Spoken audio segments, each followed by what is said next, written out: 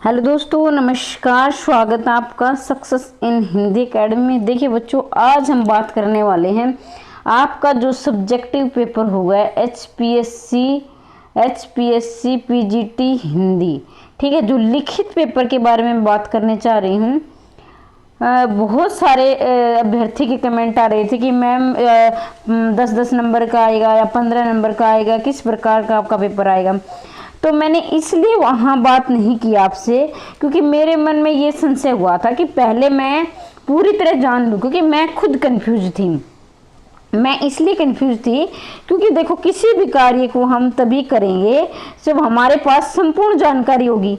तो मेरे पास खुद संपूर्ण जानकारी नहीं थी, क्योंकि पहले किसी का पेपर हुआ नहीं था। तो इसलिए मैंने मतलब सिर्फ हमारे पास अखबार की कटिंग थी या फिर इधर उधर से जानकारी मिल रही थी। तो वह मैं जब तक बात नहीं करती हूँ जब तक हमारे पास प्रत्यक्ष प्रमाण नहीं होता है। तो आज मैं कुछ, आपको पता है आज आपका था पॉलिटिकल साइंस का पेपर, ठीक है। बहुत सारे बच्चों ने देख भी लिया होगा कि भाई किस प्रकार से इधर उधर से जानकारी ले ली होगी। लेकिन जो हमारा पेपर है, हमारा जो सब्जेक्ट है, यानी हमारा विषय है, तो हमारे विषय से किस प्रकार के प्रश्न बन सकते हैं, इस पर मैं चर्चा करूंगी। लेकिन इस पर चर्चा करने से पहले आप चैनल को सब्सक्राइब कर दें, वीडियो को लाइक और शेयर कर दें। इसके साथ ही मैं ये कहना चाहूँगी, एक बार आपसे निवेदन करूँगी, क्योंकि आप वीडियो को शुरू से लेकर अंत तक अवश्य देखेंगे, तभी आपको संपूर्ण जानकारी मिल पाएगी। बहुत सारे बच्चे ऐसे जो स्किप करके वीडियो देखते हैं तो अधूरी जानकारी होती है, फिर वो कमेंट करते हैं कि मैम ये, तो मैं कई बार सोचती हूँ कि मैंने वीडियो में बता दिया था, फिर आपके समझ में क्यों नहीं आया। वैसे आप भावी शिक्षक हो, क्योंकि आप स्किप करके वीडियो देखते हो। अब देखो, आज का जो आपका ये पेपर के आधार पर मैं अपना पेपर कैसा आएगा वो मैं जानकारी आपकी से जुटाने की कोशिश कर रही हूँ। कुल प्रश्न आएंगे आपके 18, ठीक है, ये तो सबको पता है।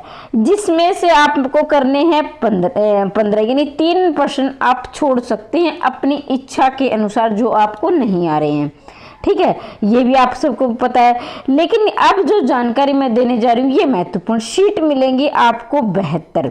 ये मैं इसलिए लिख कर लेके आई हूँ ताकि आपको सामने आपको दिखाई भी दे जाए क्या लिखा है और मैं बोल रही हूँ वो भी, तो दोनों।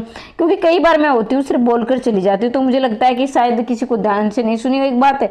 तो और हो सकता है अब भी ना समझ में आए तो वीडियो को 2 बार देख लेना, ठीक है। तो सीट मिलेंगे आपको 72, यानी दोनों तरफ से मैं लगाऊं तो 72 होंगी और एक तरफ से लगाए तो 36 सीट होंगी, ठीक है। अब ये प्रश्न भागों में बांटे जाएंगे। किस प्रकार बांटे जाएंगे, ये नहीं कि सिर्फ 10-10 नंबर के ही होंगे भाई। 5 का भी आ सकता है, 6 का भी आ सकता है, 4 का भी आ सकता है, 10 का भी आ सकता है। क्योंकि जो पॉलिटिकल साइंस का जो पेपर हुआ है उसमें इस प्रकार के प्रश्न बने, कोई 5 का था, कोई 6 का था और कोई 10 का था, ठीक है। तो इस प्रकार से आपके भी बन सकते हैं। अब आगे देखिए, अब उसमें प्रश्न ये दिया था, मैंने इसको ध्यान से समझा, जिसमें आपकी समीक्षा हो सकती है। मान लीजिए किसी कहानी की समीक्षा है। आलोचनात्मक का मतलब आप सभी जानते हैं। मान लीजिए गलता लोहा आप कहानी को लीजिए, गलता लोहा जो आपका शेखर जोशी का है, जिसमें मोहन पात्र है, उसकी पढ़ाई में कितनी अड़चन आती है। हालांकि वो बहुत मेधावी छात्र है, लेकिन फिर भी वो उतना अपना जो कर सकता है उतना वो नहीं दे पाया अपनी पढ़ाई को। और ये जो उसके कारण जो भी रह जाए, गरीबी कारण लीजिए और जो भी संसाधन हमारे कम रहे उसमें, तो उसमें वो क्या है, जब वो लेके जाता है, मैं कहानी नहीं सुनाऊंगी, जहाँ पर जिस प्रकार से उसके जो भी रिलेटिव लेके जाते हैं वो उस पर किस प्रकार से एक नौकर सा बर्ताव होता है। तो आपसे ये पूछ लिया जाएगा भाई, गलता लोहा में मोहन की जगह आप होते तो आप क्या करते।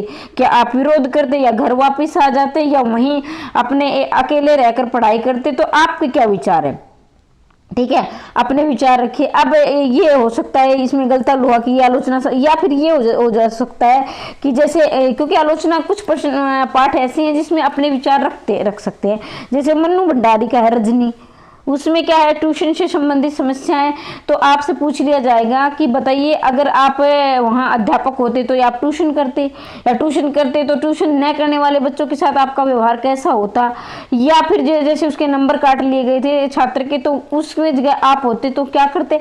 तो इस तरह से अपने विचार रखने भी आ सकते हैं, क्योंकि आप उस दृष्टि को उस समस्या को किस प्रकार से अपने दृष्टिकोण से समझ सकते हैं। आपका दृष्टिकोण कैसा है, आप में कैसे विचार रखते हैं यानी सकारात्मक या नकारात्मक। तो ये आपका जो पेपर चेक करने वाला है ये आपकी बुद्धि को जानेगा, क्योंकि आपने अपने विचार से उसको किस प्रकार समझा। अब ये छोटे बच्चे तो आप हो नहीं कि चौथी पांचवी में जो रटा और वह बिल्कुल सेम लिख दिया। तो इस प्रकार से आप अब बन जा रहे हो, प्रवक्ता पद आपको मिलने वाला है। तो प्रवक्ता पद के लिए आप किस प्रकार योग्य हो, देखो ध्यान दीजिए।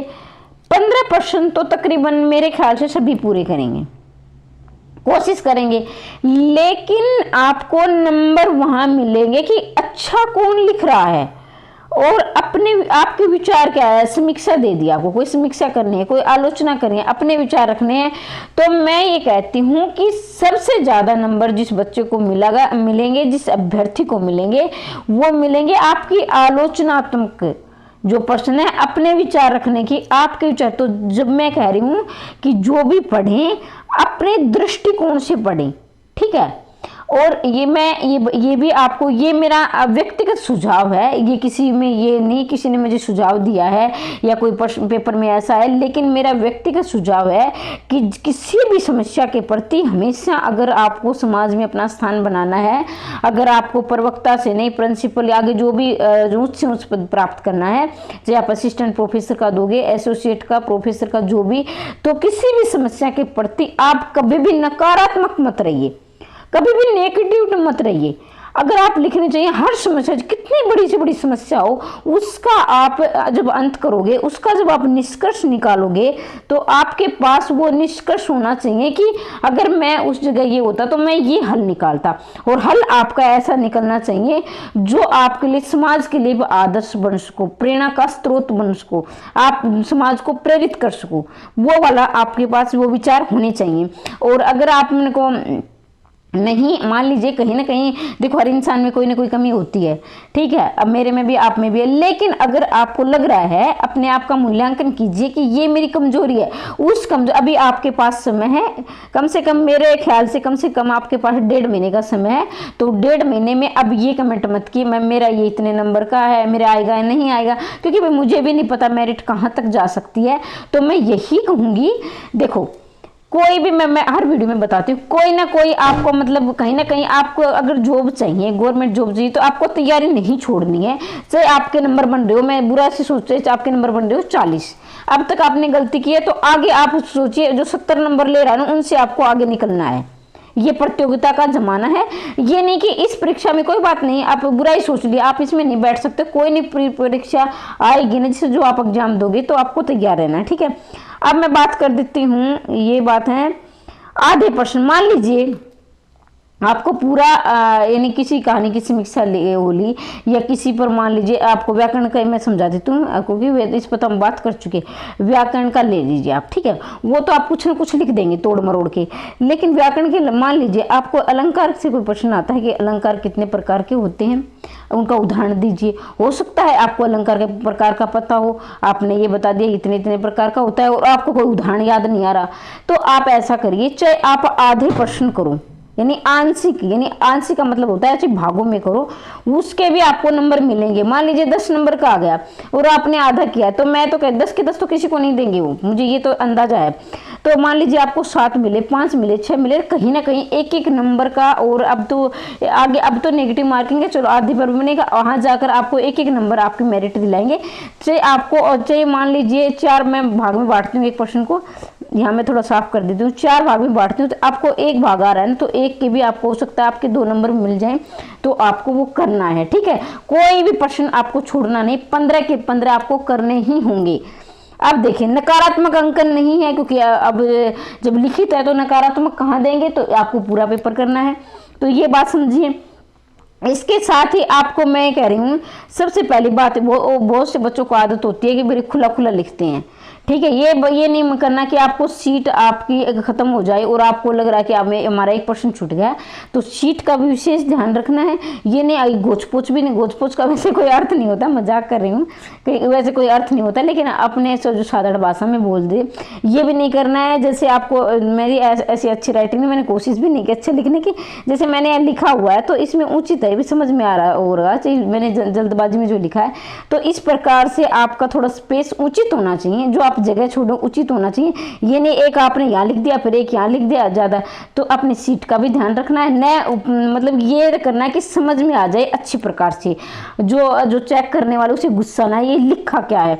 और ये भी नहीं सुंदरता के चक्कर में सीट सजाते रहो और फिर आपके पास ना तो सीट बचे ना समय में। तो थोड़ी सी आप 1-2 बार, मेरा ये पर्सनल आप व्यक्तिगत सुझाव है, कम से कम आप 3 पेपर अपने घर पर लिख कर जरूर देखो, कम से कम 3, ठीक है। अब मैंने ये आपको बताया, अब आप देखो एक बार मैं फिर से एक बार थोड़ा सा बता देती हूँ कि आपको सीट मिलेंगी 72, दोनों तरफ से लगाएं, एक तरफ से 36, 15 आपके प्रश्न आपको करने होंगे, कुल होंगे 18, 3 प्रश्न आप छोड़ सकते हैं, ठीक है। जिसमें आपके जरूरी नहीं है कि 10 के हर प्रश्न 10 का होगा, 5 के भी हो सकते हैं, 4 के 6 के भी हो सकते हैं। हाँ एक बात मैं बताना भूल गई, ये भी मैं आपको बताऊंगी कि देखो मान लीजिए 10 नंबर का है, तो ये नहीं कि ये 10 का है तो ये 300 शब्दों में आपको लिखना होगा, ठीक है। ये 5 का है तो भाई ये 150 नंबर का होगा, ठीक है, नहीं 150 शब्दों का होगा। तो ध्यान दीजिए, ये नहीं कि आप सारे उसके जो प्रश्न के, मान लीजिए प्रश्न दिया है इसके सामने लिखा होगा 50 शब्दों में लिखो, ये प्रश्न दिया होगा इसके सामने 150 शब्दों में लिखो। तो आप ध्यान देंगे कि हर प्रश्न आपको 300 शब्दों में नहीं लिखना होगा।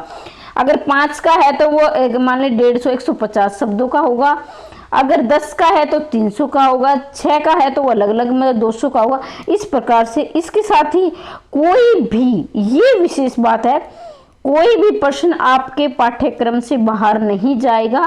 आपको क्या करना है, एनसीईआरटी आरो भाग 1 आरो भाग 2 जो वितान है, जनसंचार अभिव्यक्ति और माध्यम है, और इसके साथ ही आपका साहित्य है, ये आपका पाठ्यक्रम है। कोई भी आपका प्रश्न पाठ्यक्रम से बाहर नहीं जाएगा। तो जो बच्चा पाठ्यक्रम की तैयारी करेगा वो विशेष पकड़ बना लेगा। अब एक जरूरी बात और मैं आपसे, मैं 0 से लेकर 100 तक आपकी तैयारी करवा रही हूँ और कोई भी प्रश्न आपका नहीं छूटेगा। अगर आप तैयारी करना चाहते हो मेरे साथ, वो भी बिल्कुल निःशुल्क, कोई आपकी फीस नहीं है। तो आप चैनल को सब्सक्राइब कर सकते हो, वीडियो को लाइक और शेयर कर सकते हो। अभी मैं एक बात और आपको डिस्कस करना चाहूंगी कि देखो, आपको पाठ्यक्रम सिर्फ आपके, जो बच्चा सिर्फ पाठ्यक्रम पर अच्छी पकड़ बना लेगा, यानी जो आपका पाठ्यक्रम दिया है तो उसको आप अच्छी प्रकार से तैयार करोगे तो आपका चयन आराम से हो जाएगा। एक मतलब आप अपनी तरफ से 100% दीजिए, अपनी तरफ से आप 100% दीजिए।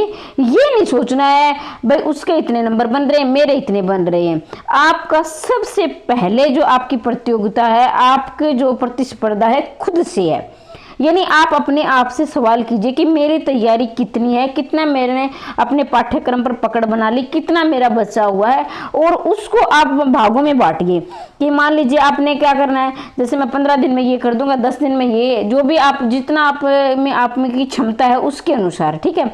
तो ये जरूरी बात है मुझे शेयर करनी थी, ये मैं कर चुकी हूँ। और वीडियो कैसी लगी भाई, थोड़ा लाइक और सब्सक्राइब अवश्य करें। बहुत मेहनत करती हूँ मैं आपके लिए, तो लाइक तो मेरे लिए बनता है, क्योंकि मैंने बहुत सी, ये नहीं कि मैंने अपने आप से बनाई है, मैं फिर कह रही हूँ कि मैं अपने घर से ही, कई बच्चों के कमेंट आते हैं मैम ये आप वहाँ से करवा रही हो, भाई कहीं ना कहीं से जानकारी मैंने भी ली है। मैंने भी अपने जो इधर उधर से जो बच्चों के पेपर थे कि आपका पेपर कैसा हुआ, उनसे पूछा, उन्होंने ऐसे आया, उनका पेपर देखा, फिर मैंने लगा भाई पेपर तो मेरा जो मिला नहीं, लेकिन मैंने वैसे जानकारी ली है। मेरे द्वारा दी गई जानकारी आपको कैसी लगी, और आपके लिए बहुत फायदेमंद होगी अगर आप इस दिशा में कार्य करोगे तो, ठीक है। समय समय पर आपको लिए कुछ न कुछ जानकारी मैं लाती रहूंगी। इसके साथ मिलते हैं अगली वीडियो में। जय हिंद, जय भारत।